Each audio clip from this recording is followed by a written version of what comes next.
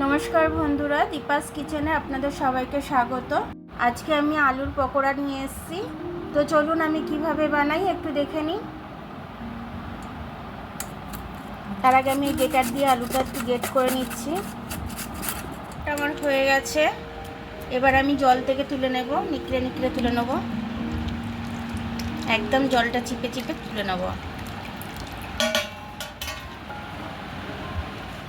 এবার এটার মধ্যে আমি রেখে দিলাম একদম ধুয়ে। এটার মধ্যে আমি একটু কর্নফ্লাওয়ার দিয়ে দিলাম। এখন এতটাই দিলাম, লাগলে আবার পরে দিচ্ছি। আমি স্বাদ অনুযায়ী নুনটা দিয়ে দিলাম। একটু চাল গুঁড়ি দিয়ে দিচ্ছি আমি মচমচে হওয়ার জন্য। একটু চিলি ফ্লেক্স দিয়ে দিলাম, একটু গোলমরিচের গুঁড়ো দিয়ে দিলাম। এবার আমি এটাকে মেখে নেব। আর একটু জল লাগবে, আমি একটু জল দিচ্ছি।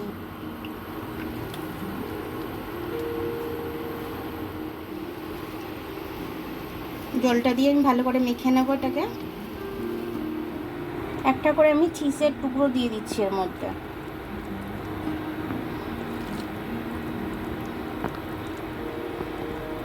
তার উপরে আবার আলু বসিয়ে দিচ্ছি। ভালো করে আমি চেপে রোল করে দিচ্ছি।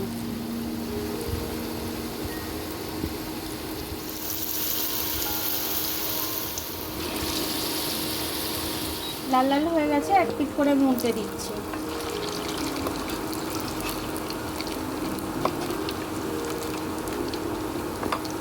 একদম ধিমি আছে আমি ভাজছি। আলুটা ভিতর থেকে সেদ্ধ হবে আর চিজটাও খুব সুন্দরভাবে গলে যাবে।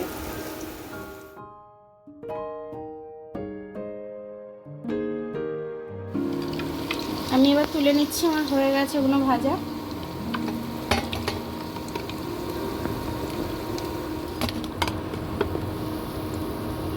দেখুন আমার আলুর চপটা চিজ দিয়ে হয়ে গেল, খুব সুন্দরভাবে মচমচা একদম হয়েছে। আমি একটা ভেঙে দেখাচ্ছি আপনাদেরকে কীরকম হয়েছে।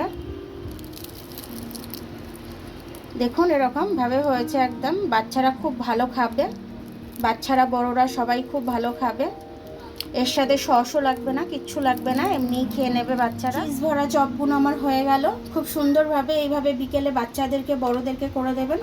এর সাথে সসও লাগবে না, খুব ভালোভাবে খেয়ে নেবে বাচ্চারা।